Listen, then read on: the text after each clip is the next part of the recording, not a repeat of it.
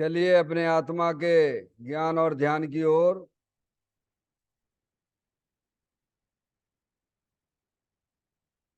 अपने चंचल मन को एवं चंचल उपयोग को स्थिर करने के लिए जिनवाणी माता के माध्यम से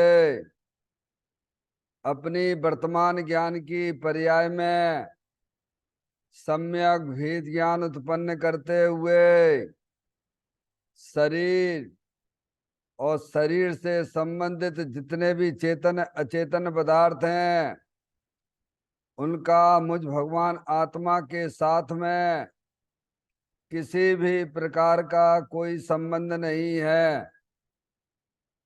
इस प्रकार समस्त पर पदार्थों में अपने संबंध की वृत्ति को छोड़ते हुए अंदर में जो अखंड ज्ञान ज्योति स्वरूप भगवान आत्मा है उसमें ही वर्तमान पर्याय का संबंध जोड़ते हुए कि मेरा यह भगवान आत्मा सदा काल शरीर आदि पर पदार्थों से भिन्न प्रकट अखंड ज्ञान ज्योति स्वरूप है, ऐसा अपने आप को जानो और ऐसा ही अनुभव करो कि वर्तमान में ही मेरा यह भगवान आत्मा शरीर आदि पर पदार्थों से भिन्न प्रकट अखंड ज्ञान ज्योति स्वरूप ही है।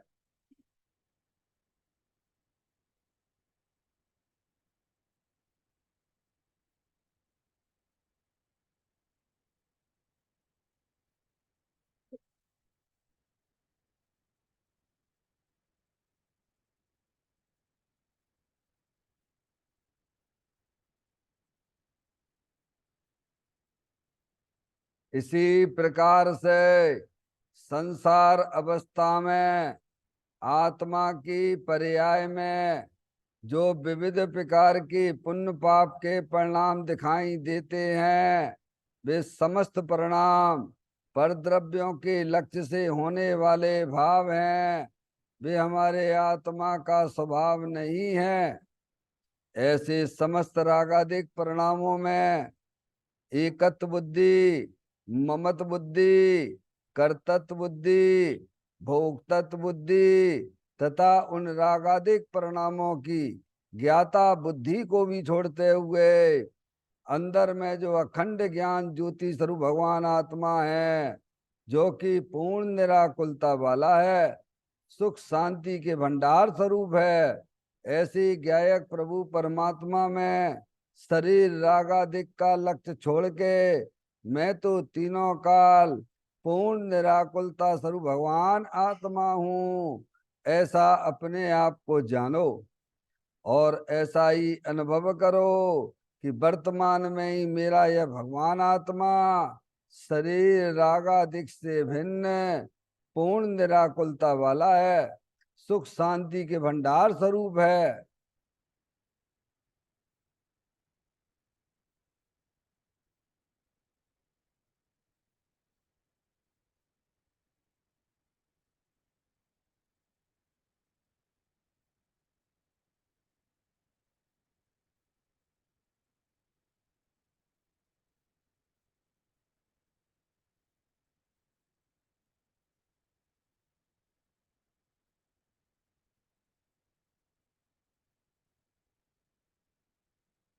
इसी प्रकार से संसार अवस्था में पर द्रव्यों के लक्ष्य से जो होने वाला ज्ञान है वह परलक्षी ज्ञान भी हमारे आत्मा का स्वभाव नहीं है, वह तो इंद्रिय जनित ज्ञान है। इस प्रकार शरीर रागादिक और परलक्षों के लक्ष्य से होने वाला ज्ञान वह इंद्रिय जनित ज्ञान होने से वह मेरे आत्मा का स्वभाव नहीं है। इस प्रकार शरीर रागादिक और परलक्षी ज्ञान की पर्यायों से भी भिन्न मैं तो एकमात्र अखंड ज्ञान ज्योति स्वरूप भगवान आत्मा हूँ, ऐसा अपने आप को जानो और ऐसा ही अनुभव करो कि वर्तमान में ही मेरा यह भगवान आत्मा शरीर, रागादिक और खंड खंड ज्ञान की पर्यायों से भी भिन्न एकमात्र खंड ज्ञान ज्योति स्वरूप है।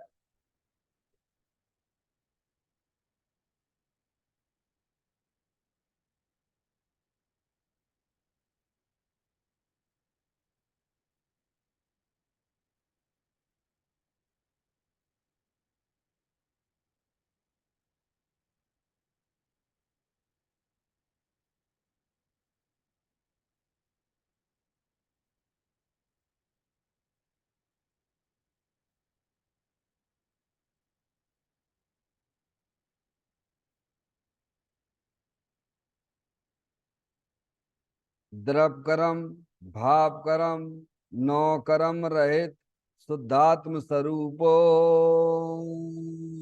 हम। मेरा ये भगवान आत्मा सदा काल शरीर आदि नौ कर्मों से भिन्न है। मेरा ये भगवान आत्मा सदा काल ज्ञानावरणादि 8 कर्मों से भी भिन्न है। मेरा ये भगवान आत्मा सदा काल मोर आगदेश भाव कर्मों से भी भिन्न है। इस प्रकार द्रव कर्म, भाव कर्म, नौ कर्म, तीनों कर्मों से रहित मैं तो एकमात्र परम पवित्र शुद्धात्म स्वरूप हूँ, ऐसा अपने आप को जानो और ऐसा ही अनुभव करो कि वर्तमान में ही मेरा यह भगवान आत्मा तीनों प्रकार के कर्मों से रहित एकमात्र परम पवित्र शुद्धात्म स्वरूप है।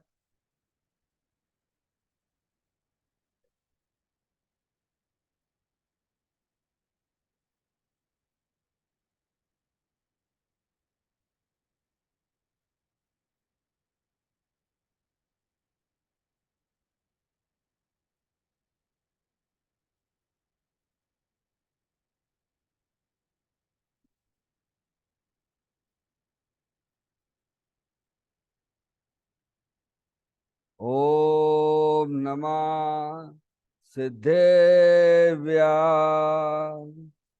ओम नमः सिद्धेभ्या। ओम नमः सिद्धेभ्या। चिंतामणि सम स्वयं का चैतन्य तत्व महान है। निज का करूं मैं चिंतवन, निज का करूं श्रद्धान में। शुद्धात्मा ही देव है जो गुण अनंत निधान है। मैं स्वानुभव में देख लूं आत्मा स्वयं भगवान है। मैं स्वानुभव में देख लूं आत्मा स्वयं भगवान है। हिम्मण जान परेठिया कम्य कलंक डैवी, अप्पा लद्दऊ जैन परूं ते पर मपड़बेवी। सब करम मल्लिका नाश करो हरो, प्राप्त कर निज आत्मा। जो लीन निर्मल ध्यान में नम कर निकल परमात्मा। सविनाश कर घन गात अरवरे, अंत पद को पालिया। कर नमन उन जिन देव को यह काव्य पत अपना लिया।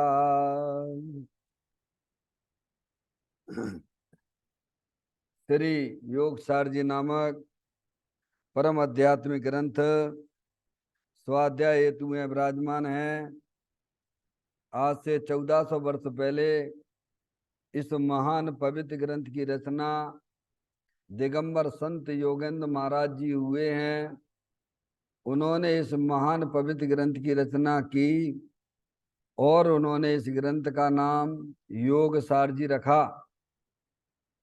योग सारजी का सीधा सा अर्थ है मुक्ति के मार्ग में। योग का मतलब जोड़ होता है। किसके साथ किसका जोड़ करना? तो भगवान कहते हैं कि अपनी वर्तमान शुद्ध ज्ञान की पर्याय का अंदर में जो अखंड ज्ञान ज्योति स्वरूप भगवान आत्मा है उसके साथ उसका जुड़ान करना, उसे यहाँ योग कहते हैं। उसे शास्त्रीय भाषा में सम्यक दर्शन, सम्यक ज्ञान भी कहते हैं। और उस चेतन भगवान आत्मा में ही अपनी वर्तमान पर्याय को मग्न कराना, उसे सार कहते हैं, यानी सम्यक चारित्र कहते हैं। तो योग सार क्या हो गया? सम्यक दर्शन, सम्यक ज्ञान, सम्यक चारित्र वाली निर्मल पर्याय, पवित्र पर्याय, मोक्ष मार्ग रूपी पर्याय, जो अपने आत्मा के आश्रय से प्रकट होती है। इसे यहाँ योग सार कहते हैं। देखिएगा, योग सार ग्रंथ के माध्यम से हम और आप यहाँ पर 29वें नंबर की गाथा का स्वाध्याय कर रहे हैं, जिसमें दिगंबर संत योगेंद्र महाराज ने यही इसमें बताया है कि मिथ्या दृष्टि के व्रत आदिक मोक्ष मार्ग नहीं है। मिथ्या दृष्टि यानी अज्ञानी जीव। अज्ञानी जीव यानी जो अपनी आत्मा को नहीं जानता है, शरीर को ही अपना जानता है, मानता है, वह आत्मा अज्ञानी है। और उसके द्वारा जितने भी व्रत महाव्रत आदि तप आदि किए जाते हैं, वे सब मोक्ष मार्ग में नहीं आते हैं, वे सब संसार मार्ग में आते हैं। समझ में आया भैया?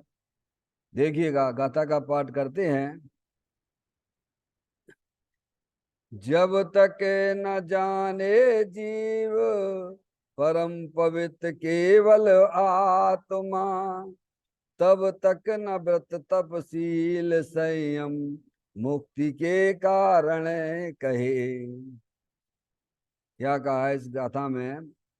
जब तक एक परम शुद्ध पवित्र भाव का अनुभव नहीं होता, तब तक मिथ्या दृष्टि अज्ञानी जीव के द्वारा किए गए व्रत, तप, संयम व मूल गुण पालन को मोक्ष का उपाय नहीं कहा जा सकता।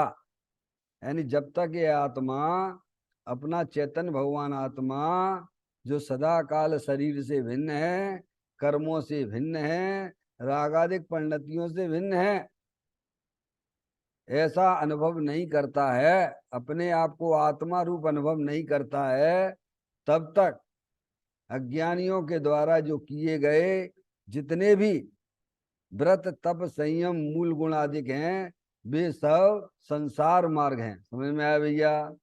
इस प्रकार की चर्चा इसमें आई है। इसे कुछ बिंदुओं पर अपन विचार कर रहे हैं, देखिएगा।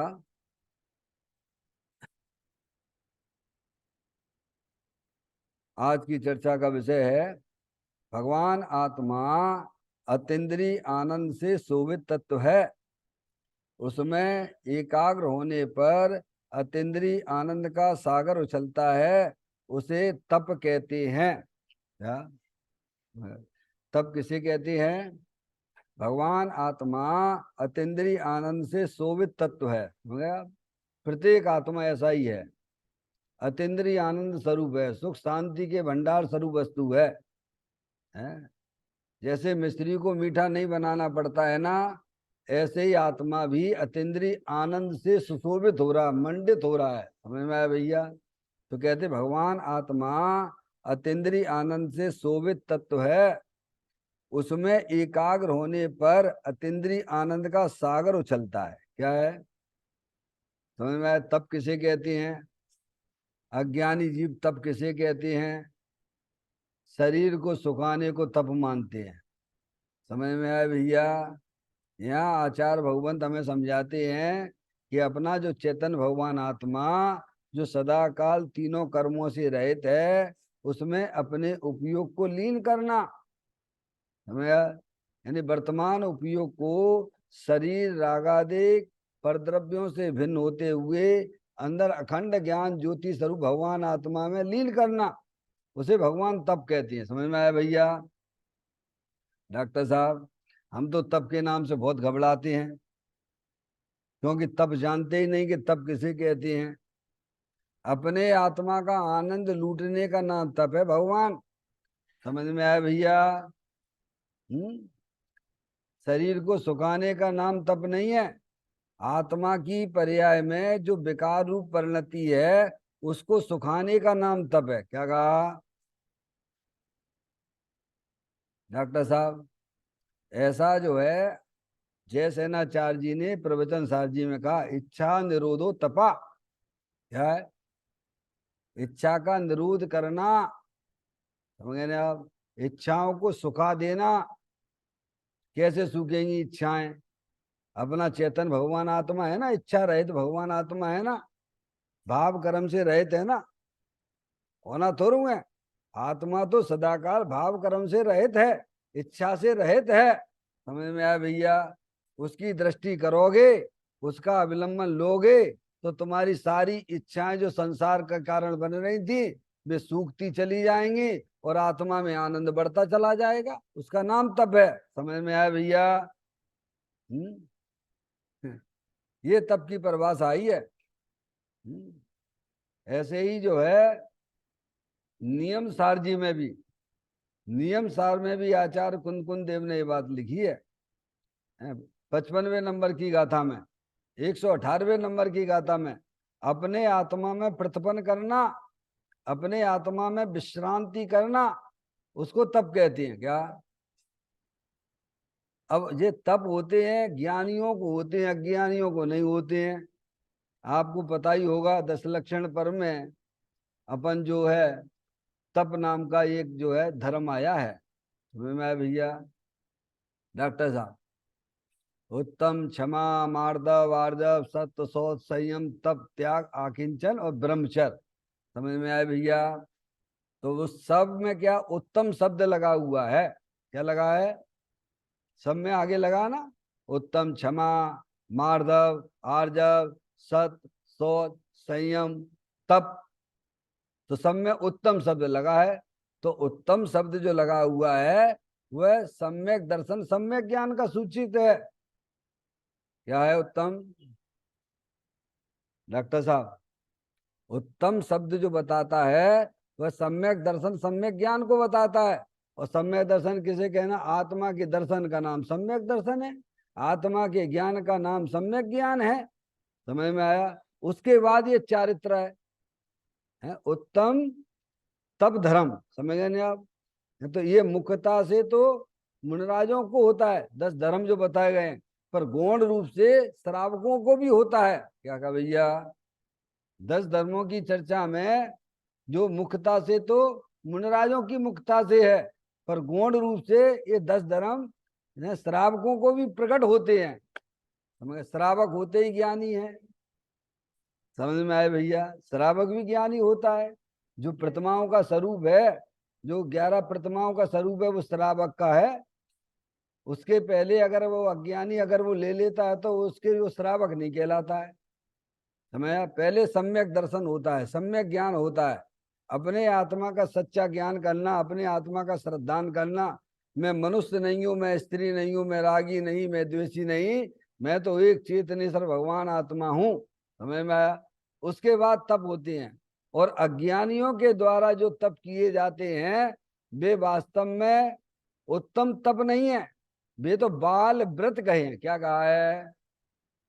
बाल व्रत और बाल तप की संज्ञा दी गई है समय सार जी ग्रंथ में। समय में डॉक्टर साहब, अज्ञानियों के द्वारा जो किया गया तप है, व्रत है, वे सब बाल व्रत हैं, बाल तप हैं।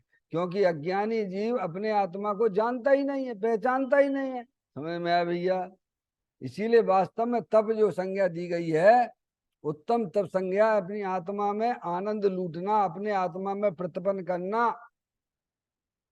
डॉक्टर साहब, और तब 10 धर्मों में जो तप आया है, वो संयम के बाद आया है। क्या आया है? उत्तम संयम के बाद आया है।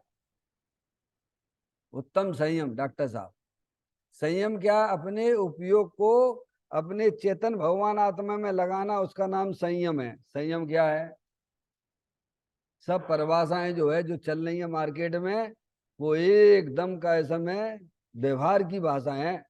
निश्चय से संयम ये है, अपने उपयोग को अंदर चेतन भगवान आत्मा में लगाना। क्या?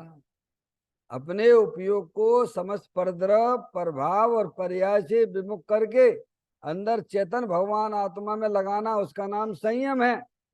हमें और उसमें लगाने से पर्याय में जो चमक आती है, क्या आती है? क्या आती है पर्याय में? जो चमक आती है उसे तप कहते हैं। जैसे सोने को जितना तपाओ ना तो क्या होता है? हैं? हैं? चमक आती है ना। ऐसे ही अपना ज्ञान में प्रतिपन्न करना, अपने स्वभाव में प्रतिपन्न करना, क्या है? अपने आत्मा में विश्रांति का नाम तप कहा गया है। नियम सार के 118वें नंबर की गाथा में लिखा है। क्या डॉक्टर साहब? अपने उपयोग में, अपना उपयोग अपने चेतन घर में आ जाए तो मैं, इसी का नाम तप है। तो उससे क्या होता है? तो रागादिक परिणतियां जो है वे जो है समाप्त होती चली जाती हैं और आत्मा की पर्याय में अतीन्द्रिय आनंद की चमक आती है, तप आता है। समझ में आया भैया? कितनी सुंदर तप की परिभाषा आई है। और हम तो तप किसे समझते हैं बोलो? किसे तप समझते हैं? शरीर को सुखाने का नाम तप समझते हैं। समझ में आया भैया? ऐसा ही परमात्मा प्रकाश जी में भी आया है। परमात्मा प्रकाश जी के 191 नंबर की गाथा में क्या कहा कि जो है ये लिखा उन्होंने, बहुत सा अज्ञानी जी बाहर के बहुत सारे तप तपे, पंचांगनी आदि तप भी तपे हैं और बहुत सब शास्त्रों को भी जानता हो, लेकिन परम समाधि से रहित है, शुद्धात्म स्वरूप जो वस्तु है उसको नहीं पहचानता है। वह सब उसके जो है बाल व्रत हैं, बाल तप हैं। डॉक्टर साहब, तप यानी अपने आत्मा की पर्याय में अतीन्द्रिय आनंद की बढ़ोतरी होना। ये लिखा है इसमें, भगवान आत्मा अतीन्द्रिय आनंद से शोभित तत्व है।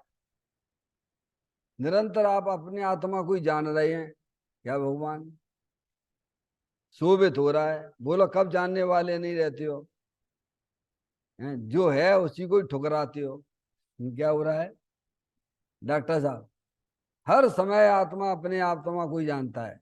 ऐसा आचार्य कुंद कुंद देव ने समय सार जी की 17वें 18वें नंबर की गाथा में भी कहा, आबाल गोपाल को अनुभूति स्वरूप भगवान आत्मा ही सदा काल जानने में आ रहा है। समय में आ भी जाए, हर समय जानने में आ रहा है, पर जानने वाले को स्वीकार नहीं करता है।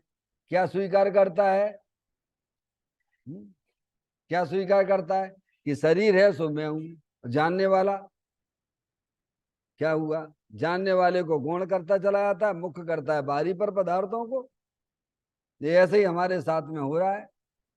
दर्पण में बाहरी पर पदार्थ झलक रहे हैं, क्या हो रहे हैं? अब दर्पण की सत्ता को स्वीकार न करे, बाहरी पदार्थों की सत्ता को स्वीकार करे। बोलो यही हमारे साथ में हो रहा है। अपन ज्ञान दर्पण स्वरूप वस्तु हैं। समझ में आया भैया? अगर ये ना होता तो ये मंदिर है, ये किसने बताया? भगवान। ये ज्ञान दर्पण में हर समय ये बाहरी पर पदार्थ क्या है, झलक रहे हैं। क्या हो रहा है भगवान? अब इसकी सत्ता को स्वीकार ना करे, ये है, मकान है, दुकान है, मंदिर है, सब लोग हैं भगवान, तो किस में आ रहा है जानने में? अब उसकी प्रसिद्धि ना करके किसकी प्रसिद्धि कर रहा है? हैं? ये भूल हो रही है कि नहीं हो रही है? आत्मा को ज्ञान दर्पण शब्द कहा गया है। समझ में आया भैया? जैसे दर्पण में बाहरी वस्तुएं प्रवेश नहीं करती हैं, करती हैं क्या? दर्पण अपनी जगह रहता है, कहाँ रहता है? हैं? समझ में आया भैया? और ना झलके तो वो दर्पणी कौन कहे? अरे दर्पण में अगर जो है बाहरी वस्तु ना झलके, वो तो उसका स्वभाव है, दर्पण का स्वभाव ही है। समझ में आया? अगर दर्पण में बाहरी पदार्थ ना झलके तो उसे कोई दर्पण कहेगा क्या? वे बाहरी वस्तुएं झलकने पर भी क्या वह दर्पण के अंदर प्रवेश करती हैं क्या? ऐसे ही अपना चेतन भगवान आत्मा ज्ञान दर्पण स्वरूप है। समझ में आया भैया? उसमें बाहरी पर पदार्थ भी झलक रहे हैं, शरीर आदि भी झलकता है भगवान, राग आदि परिणतियां हैं अंदर में, वे भी झलकती हैं, पर वे आत्मा के अंदर प्रवेश नहीं करती हैं। समझ में आया भैया? ऐसा अपना भगवान आत्मा है। इसीलिए जो आत्मा को नहीं जानता है, उसके द्वारा किए गए बाहरी तप हैं, वे सब बाल तप हैं। समझ में आया?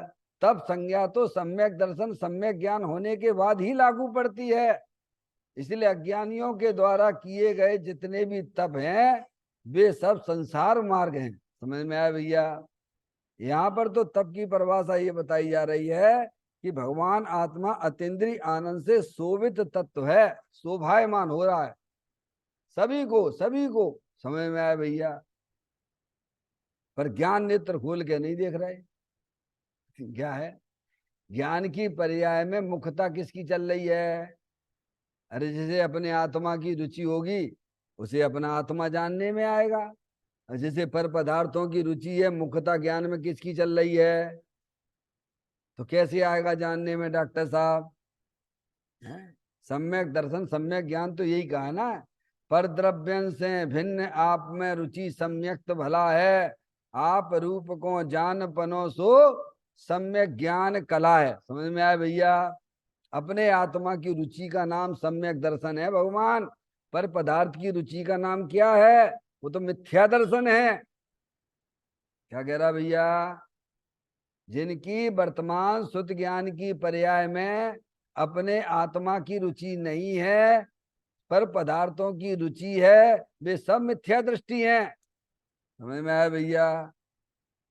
जिसको जिसकी रुचि होती है, उसको वो दिखता है, और जिसको जिसकी रुचि नहीं है, उसे होने पर भी नहीं दिखता है। समझ में आया पारसमणि? जिसको जिसकी रुचि होती है, अज्ञानी जीवों को शरीर की रुचि है, अज्ञानी जीवों को बाहरी पर पदार्थों की रुचि है, तो आत्मा तो अनंत शक्तियों के भंडार स्वरूप वस्तु है, तो उनके ज्ञान का ज्ञेय नहीं बनता है क्या भगवान? नहीं आई समझ? अज्ञानी जीवों को आत्मा जो है अनंत शक्तियों के भंडार स्वरूप है। ये किसने कहा है? ये सर्वज्ञदेव परमात्मा ने कहा है। समझ में आया भैया? जिनके ज्ञान की पर्याय की है ऐसा विकास हुआ है कि सकल द्रव्य के गुण अनंत पर जाए अनंता, जाने एक ही काल प्रकट केवली भगवंता। आत्म वस्तु जो है वह अनंत शक्तियों के भंडार स्वरूप है, अनंत गुणों के भंडार स्वरूप वस्तु है। समझ में आया भैया? और वह आत्म वस्तु सदा काल शरीर से भिन्न है, और वह आत्म वस्तु सदा काल कर्म से भिन्न है, और वह आत्म वस्तु सदा काल रागादिक परिणतियों से भिन्न है। समझ में आया भैया? ऐसे सर्वज्ञ देव कहते हैं। तो साहब हमको जानने में क्यों नहीं आती है? क्योंकि अभी हमारी ज्ञान की शुद्ध ज्ञान की पर्याय में आत्मा के प्रति समर्पण कहाँ है, आत्मा की रुचि कहाँ है अभी हमको। और ये दशा कब से चली आ रही है पारसमणि? केवल इसी पर्याय की दशा ना समझना, तुम अनादि के हो। समझ में आया भैया? अनादि से हम अपनी आत्मा को भूले हुए हैं। ये तो माँ जनवाणी माता हमें जगा रही है, क्या हमें बता रही है कि तुम चेतन भगवान आत्मा हो, तुम मनुष्य नहीं हो, तुम स्त्री नहीं हो, तुम रागी नहीं, तुम देसी नहीं। समझ में आया भैया? अनादिकाल से इस आत्मा को अपनी श्रुत ज्ञान की पर्याय में पर पदार्थों की रुचि होने के कारण से चेतन भगवान आत्मा तो सदाकाल विद्यमान वस्तु है। समझ में आया भैया? बनाना है क्या आत्मा को? है कोई है जगत में बनाने वाला आत्मा को? है कौन बनाए? छह द्रव्य अनादि अनंत है, जीव द्रव्य है, पुद्गल द्रव्य है, धर्म द्रव्य है, अधर्म द्रव्य है, आकाश द्रव्य है, काल द्रव्य है। तो हमारे ज्ञान का ज्ञेय क्यों नहीं बनता है? क्योंकि रुचि का परिणमन, जहां रुचि होगी वहीं उसका वीर भी काम करेगा। आत्मा का वीर है ना, है समझ डॉक्टर साहब? वीर है ना, रुचि अनुयायी वीर। वही उपयोग लगेगा। इसीलिए बहन श्री ने भी ये बात लिखी है, क्या हम उपयोग तो बदलना चाहते हैं, पर अब ये रुचि कौन बदले? भगवान है, कौन बदलेगा? भगवान। भगवान बदलेंगे? अरे भगवान तो हमें मार्ग बता रहे हैं, जिनवाणी हमें मार्ग बता रही, संकेत दे रही है। क्या कहा? इधर जाओगे तो तुम गोमटगिरी जाओगे, इधर जाओगे तो मल्हारगंज जाओगे। ऐसे ही भगवान कह रहे हैं कि भाई साहब, मोक्ष मार्ग तो अपनी आत्मा के आश्रय से होता है। होंगे आप आत्मा की दृष्टि करोगे तो तुम मुक्ति के मार्ग में चलने लग जाओगे, और आत्मा को छोड़ के पर पदार्थों की रुचि तुम्हारी पर्याय में चल रही तो संसार मार्ग है। 24 घंटा हम किसको संभालते रहते हैं? शरीर को संभालते रहते हैं, और आत्मा की तो है। श्रीमद राजचंद जी से पूछा गया, प्रभु ये आपका इतना दुबला पतला शरीर क्यों है? हैं? ज्ञान तो तुम्हारा बहुत विकास है, हैं? 100 लोग सामने बैठे हों, हैं, और आंख पे पट्टी बंधी हो, और सब आपसे क्वेश्चन करें, और सबका एक एक करके आप जवाब भी दे देते हो। ज्ञान तो आपका बहुत बढ़िया है, लेकिन शरीर इतना दुबला पतला क्यों? तो उन्होंने कहा हमारे 2 बाघ हैं। क्या कहा? एक जड़ रूपी बाघ है और एक चेतन रूपी बाघ है। तो जिधर हम जो है कैसा में सिंचन करेंगे तो वो तो फलता फूलता है, और जिधर नहीं करते हैं उधर वो सूख जाता है। तो हम अपने उपयोग को अपने चेतन भगवान रूपी बाग में सिंचन करते हैं, तो अंदर जो विकास हो रहा है, ज्ञान आनंद का विकास हो रहा है, और शरीर रूपी खेत है वो सूखता जा रहा है। समझ में आई कि नहीं आई भैया? रुचि, अपने आत्मा की रुचि करना। मैं चेतन भगवान आत्मा हूँ, सदा काल तीनों कर्मों से रहित हूँ, होना नहीं है भगवान है। है कि स्वीकृति करना। तो कह रहे भगवान आत्मा, किसकी बात है? भगवान की बात है क्या? क्यों भैया? जिनका तो कल्याण हो गया। नहीं आई समझ में? जिनका तो कल्याण हो गया। भगवान आत्मा है, अपने आत्मा की बात है भगवान, क्योंकि आत्मा स्वभाव से ही भगवान है। क्या भगवान? आत्मा को भगवान नहीं होना है, भगवान होने वाली पर्याय है। क्या है? द्रव स्वभाव तो तीनों काल भगवान स्वरूप है। द्रव गुण पर्याय का खेल समझ में आना चाहिए। समझ में आया भैया? द्रव स्वभाव तो तीनों काल भगवान स्वरूप है। जो ऐसे भगवान आत्मा की स्वीकृति करते हैं, उनकी श्रद्धा भी सुधर जाती है, उनका ज्ञान भी सुधर जाता है। क्या भगवान? और वह आत्मा अपनी पर्याय को अंदर चेतन भगवान आत्मा में लीन करता हुआ, आनंद लूटता हुआ, वह आत्मा पर्याय में भगवान हो जाता है। इसीलिए कहते हैं भगवान आत्मा अतीन्द्रिय आनंद से शोभित तत्व है। सभी हर समय शोभित हो रहा है, जानने में आ रहा, जानने में नहीं आता। बोलो है? अब उसकी आकार ना करके किसकी आकार कर रहा है? डॉक्टर साहब, क्या चल रहा है? ज्ञान की पर्याय बहुत बड़ी भूल चल रही है। समझ में आया? अपने आप को आत्मा रूप स्वीकार नहीं करता है भगवान। तेरे ज्ञान दर्पण में शरीर झलक रहा है, तेरी ज्ञान की पर्याय में ये रागादिक परिणति झलक रही है। वो झलकन तेरा स्वभाव है। क्या है? अज्ञान दर्पण में शरीर आदि पर पदार्थ रागादिक परिणतियां ना झलकती हो तो उसे ज्ञान दर्पण कौन कहे? क्या? लेकिन जिस प्रकार से दर्पण में बाहरी पदार्थ झलकने पर वे वस्तुएं दर्पण के अंदर प्रवेश नहीं करती हैं, ऐसे ही तेरा भगवान आत्मा ज्ञान दर्पण स्वरूप है। समझ में आया भैया? बाहरी वस्तुएं झलकने पर भी, अंदर में रागादिक पंडितियां झलकने पर भी वे तेरे आत्म स्वरूप के अंदर प्रवेश नहीं करते। ऐसा भगवान आत्मा शोभा को प्राप्त हो रहा है, सभी को हो रहा है, सभी को अपना चेतन भगवान आत्मा जानने में आ रहा है। अब ये लाइन पहले सही हो श्रद्धा और ज्ञान की। क्या डॉक्टर साहब? पहले श्रद्धा और ज्ञान पक्का करना, चारित्र तो बाद में होगा। क्या होगा भगवान? ये जो है ना तप है ना, तप है, ये तो चारित्र उत्तम तप धर्म। समझ आप? उत्तम तप धर्म, तब की व्याख्या है ना। तो पहले सम्यक दर्शन सम्यक ज्ञान, पहले ज्ञान की पर्याय में सच्चा ज्ञान करना कि मैं ज्ञान दर्पण स्वरूप वस्तु हूँ, मैं जानने देखने वाली चैतन्य आत्म वस्तु हूँ। बाहरी पर पदार्थ शरीर आदि मेरी आत्मा में जानने में तो आते हैं, क्योंकि जानना हमारा स्वभाव है। दर्पण में बाहरी पदार्थ झलकते तो हैं क्योंकि दर्पण का स्वभाव है। अगर दर्पण में बाहरी पदार्थ ना झलके तो उसे दर्पण कौन कहे। ऐसे ही अंदर चेतन भगवान आत्मा ज्ञान दर्पण स्वरूप है, उसमें बाहरी पर पदार्थ शरीर आदिक राग आदिक परिणतियां जानने में तो आती हैं, पर मेरे भगवान आत्मा में अंदर प्रवेश करती नहीं। ऐसा श्रद्धा और ज्ञान का विषय पहले पक्का करना। क्या भगवान डॉक्टर साहब, पहला विषय है। तब धर्म की व्याख्या ये है, पहले सम्यक दर्शन सम्यक ज्ञान होता है, फिर वह ज्ञानी अपनी वर्तमान शुद्ध ज्ञान की पर्याय को अंदर चेतन भगवान आत्मा में लीन करता है। तो क्या होता है, लिखा ना, भगवान आत्मा अतीन्द्रिय आनंद से शोभित तत्व है का मतलब क्या है, समझ में आया भैया। शोभित तत्व है उसमें। देखिए आप उसमें एक एक शब्द पे विचार करिए आप डॉक्टर साहब। पहले अपने अस्तित्व को स्वीकार करना कि मैं ज्ञान दर्पण स्वरूप भगवान आत्मा हूं।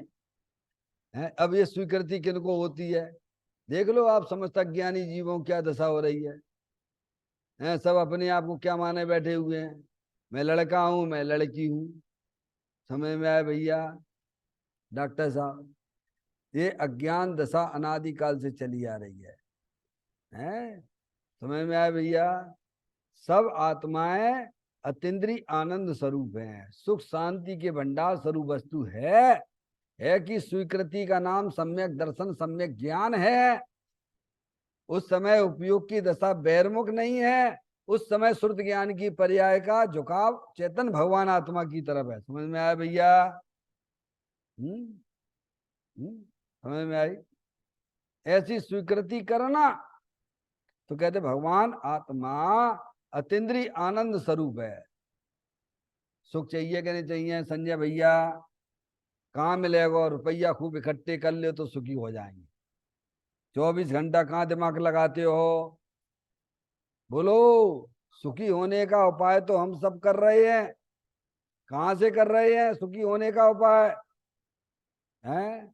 स्पर्श इंद्री के विषय भोग भोगो तो सुखी हो जाएंगे, रसना इंद्री के बढ़िया बढ़िया व्यंजन खाओ तो सुखी हो जाएंगे, हो गए क्या है। खूब मोबाइल चलाइए सुखी हो जाएंगे, हो गए। सब मोबाइल के अंदर घुस गए, कहाँ घुस गए, सब कीड़े बनने वाले निकुत जाने वाले हैं। समझ में आया। क्योंकि ज्ञान का दुरुपयोग किया जा रहा है, ज्ञान का सदुपयोग तो अंदर चेतन भगवान आत्मा की तरफ करते हैं। ज्ञानी अपने वर्तमान शुद्ध ज्ञान की पर्याय का सदुपयोग अपने चेतन भगवान आत्मा में करते हैं, तो उनकी पर्याय में अनंत ज्ञान की प्राप्ति होती है, अनंत दर्शन की प्राप्ति होती है। समझ में आया भैया है। ऐसी बात है। भगवान आत्मा अतीन्द्रिय आनंद स्वरूप है। क्या भगवान बनाना नहीं है आत्मा को, हर समय उपस्थित है, शोभित हो रहा है। जैसे सूरज जो है ना चकचकायमान है, दिन में कैसा चकचकायमान होता है, क्यों भैया डॉक्टर साहब, प्रकाश से चकचकायमान हो रहा है ना। ऐसे ही अपना भगवान आत्मा अतीन्द्रिय ज्ञानानंद स्वरूप चकचकायमान शोभायमान हो रहा है। एक सूर्य इस गगन में चमक दमक उद्योत, और एक सूर्य इस तन विषय प्रगट ज्ञान की ज्योत।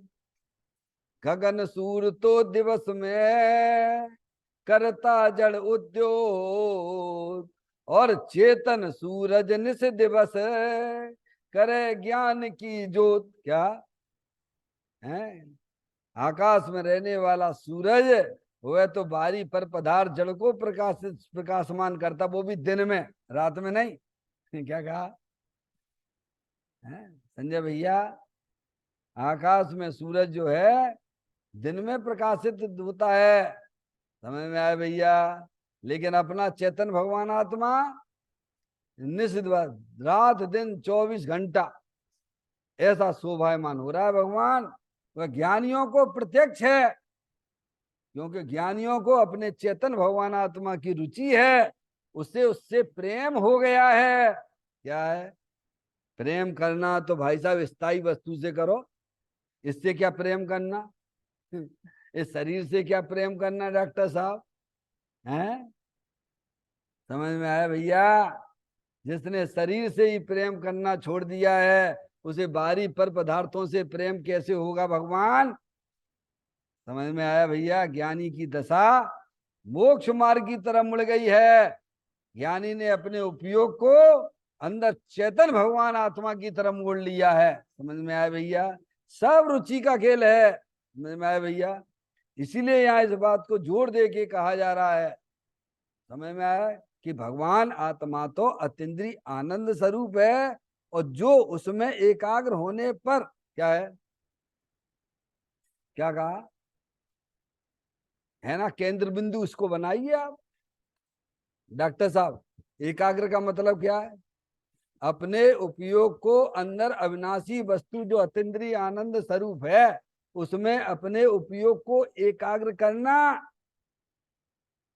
अपने उपयोग को विश्रांत करना, प्रतिपन्न करना, उसमें जोड़ के रखना। क्या भगवान अपने घर में किसको आनंद नहीं मिलता? बोलो भगवान। भले ही गरीब का घर झोपड़ी भी है तो उसको वहीं पर आनंद आएगा।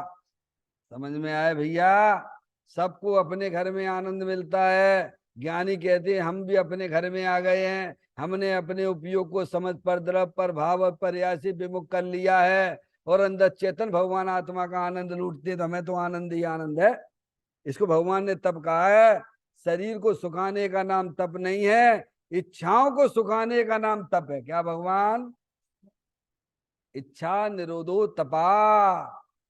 समझ में आया भैया? अपने चेतन भगवान आत्मा में आनंदित होकर आनंद लूटना। क्या डॉक्टर साहब हर समय आनंद लूटिए आप, आपका अधिकार है। रोने धोने का नाम धर्म थोड़ा है। समझ में आया? अरे भाई पुद्गल द्रव्य है, धर्म द्रव्य है, अधर्म द्रव्य है, आकाश द्रव्य है, काल द्रव्य है। वे आनंद मनाना चाहे तो बिना आनंद मिल नहीं सकता है, क्योंकि वे आनंद से रहित हैं, ज्ञान से रहित हैं। और तुम आनंद मनाना चाहो तो तुम्हें आनंद से कोई रोक नहीं सकता है, क्योंकि वो तुम्हारा कर्तव्य है। समझ में आए भैया? देखो कर्तव्य नाम, कर्तव्य नाम की शक्ति को पढ़ो। 42वें नंबर की शक्ति हमें क्या सिखाती है? निर्मल दशा उत्पन्न कर आत्मा का धर्म है। क्या भगवान? क्या निर्मल दशाओं को करे आत्मा का धर्म है। आनंद लूटना आपका आपका आपका कर्म है, और हम तो दुखी बने रहती हैं क्योंकि सद्भाव का आनंद नहीं लेते हो। समझ में आए भैया? जैसे कोई लड़की हो, विवाहित लड़की हो, बाकी घर में जो बाका पति है भगवान सब तरफ से संपन्न है, लेकिन विधवा जैसी अनुभव करती है। क्या करती है? तो इसमें किसका दोष है डॉक्टर साहब? पति तो घर में सब तरह से संपन्न है, मंडित है, सुशोभित हो रहा है, पति है साथ में रहता है, लेकिन अनुभव कैसा करती है? विधवा जैसा करती है तो बोलो है तो पति के होने का क्या लाभ मिला उसे? समझ में आया भैया? ऐसे ही स्त्री रूपी पर्याय, अंदर त्रिकालिक ध्रुव भगवान आत्मा उसका पति सबके पास में है, लेकिन अज्ञानी जीवों की पर्याय विधवा जैसा अनुभव करती है। इसमें किसका दोष है? क्यों भैया? अरे तेरा पति तो बहुत सुंदर है पहलवान है उसके पास कोई कमी नहीं है, जो तुम चाहते हो वो हल ला के दे देता है, तुम्हारी हर तरह से इच्छा की पूर्ति करता है, और तो भी तुम अपने आप को कैसा अनुभव कर रही हो? डॉक्टर तेरी नजर खराब है, तेरी दृष्टि खराब है? ऐसे ज्ञानी कहते हैं तेरा भगवान आत्मा तो सदा काल विद्यमान वस्तु है। समझ में आया भैया? पर्याय यानी पति पत्नी, पर्याय यानी स्त्री, और द्रव यानी त्रिकालिक ध्रुव भगवान आत्मा। अब वो यहाँ पे तो देखती नहीं क्या? ज्ञानी हमेशा सद्भाव रूप अनुभव करते हैं, और अज्ञानी विधवा जैसा अनुभव कर रहा है। क्या कर रहा है? भूत भूलना ही है अच्छा, भावी का है क्रमबद्ध सृष्टा, वर्तमान में जीना सीखो, निजानंद रस पीना सीखो। भगवान बोलो है कि नहीं सबके पास आत्मा ऐसा अतीन्द्रिय आनंद स्वरूप, और फिर भी दुखी बने रहती हो? क्योंकि तुम्हारी दृष्टि, तुम्हारा लक्ष्य पर द्रव्यों के ऊपर है। समझ में आया भैया? ज्ञानी तो सद्भाव का आनंद लेते हैं। मेरे में क्या कमी है जो मैं दूसरों की तरफ देखूं भगवान? डॉक्टर साहब क्या कमी है बताओ? सबके ही पल्ले लाल लाल बिना कोई नहीं, और गांठ खोल देखी नहीं ताते भयो कंगाल। प्रत्येक आत्मा अतीन्द्रिय आनंद स्वभाव वाला है, पर अतीन्द्रिय आनंद स्वभाव की यहाँ स्थापना ना करके पर्याय में पर पदार्थ में आनंद देख रहा है। क्या हो रहा है? वह सुख सदाई त्याज पश्चात जिसके दुख भरा। समझ में आया भैया? तो कहते भगवान आत्मा अतीन्द्रिय आनंद से शोभित तत्व है। समझ में आया भैया? शोभा हो रहा सबकी ज्ञान की पर्याय में अपना भगवान आत्मा ही जानने में आ रहा है। समझ में आया? उसमें एकाग्र होने पर, एकाग्र होने वाली पर्याय कौन हो गया? एकाग्र होगा डॉक्टर साहब द्रव और पर्याय। समझ में आया भैया? द्रव और पर्याय को जिसको खेल समझ में आ गया है, उसने समझ लो जिंदगी में बहुत बड़ी कमाई कर ली है, बहुत बड़ी कमाई कर ली है उसने। हाँ, द्रव पर्याय को ना समझे तो ये मनुष्य पर्याय मिली, जैन कुल मिला और जिनवाणी मिली है, इतना खेल ना समझ पाए तो सब जीरो हो जाएगा भगवान। समझ में आया? कहते हैं भगवान आत्मा अतीन्द्रिय आनंद से शोभित तत्व है, ये द्रव स्वभाव है, तीनों काल शोभित हो रहा है सबकी ज्ञान की पर्याय में। तो कहते उसमें उसमें द्रव स्वभाव। किसमें? देखिए आप, ये देखिए आप यहां से समझो, ये द्रव स्वभाव है, अनंत शक्तियों के भंडार स्वरूप है, अतीन्द्रिय आनंद स्वरूप है। अगर ये आत्मा अतीन्द्रिय आनंद स्वरूप नहीं होता तो महापुरुष इसकी दृष्टि क्यों करते? महापुरुष इसके आश्रय क्यों लेते? महापुरुष समझते भगवान पंच परमेष्टि इस जगत में महापुरुष हैं, सब अपनी आत्मा का सेवन कर रहे हैं। मन में आया डॉक्टर साहब? हैं? और वो आत्मा है कि नहीं तुम्हारे पास, हमारे पास? बोलो भगवान। या तो मना कर दो भाई साहब हमारे पास में नहीं है, चलो छुट्टी खत्म। है लोगों को लगता है कि भाई साहब कहाँ 1 घंटा हमारा बेकार हो गया। बेकार हो गया? अरे तेरे ज्ञान के नेत्र खुल रहे हैं भगवान। जैसे कोई बीमार वेंटिलेटर पर लेटा हो, उसे बढ़िया से बढ़िया दवाइयां देती है ना भगवान। काय के लिए देती हैं? बेशकीमती दवाइयां देते हो आप। वो तो मर जाएगा भाई साहब। अरे मर जाएगा नहीं, हमें तो देना जरूरी है। ऐसे ही अध्यात्म जो टॉनिक है हमारा अनादिकाल से आत्मा पर्याय में बेहोश पड़ा हुआ है। समझ में आया डॉक्टर साहब? ऐसे ही आत्म वस्तु ये है, त्रिका तीनों काल विद्यमान वस्तु है, अनंत शक्तियों के भंडार स्वरूप है। समझ में आया भैया? इसको आनंद रूप बनाना नहीं है, सबके पास में है, लेकिन ज्ञान ही नहीं है। और ज्ञान नहीं है तो उसका श्रद्धान कहां से आएगा? और श्रद्धान नहीं है तो चारित्र्य की पर्याय कहां से आएगी भगवान? सबसे पहले ज्ञान करिए।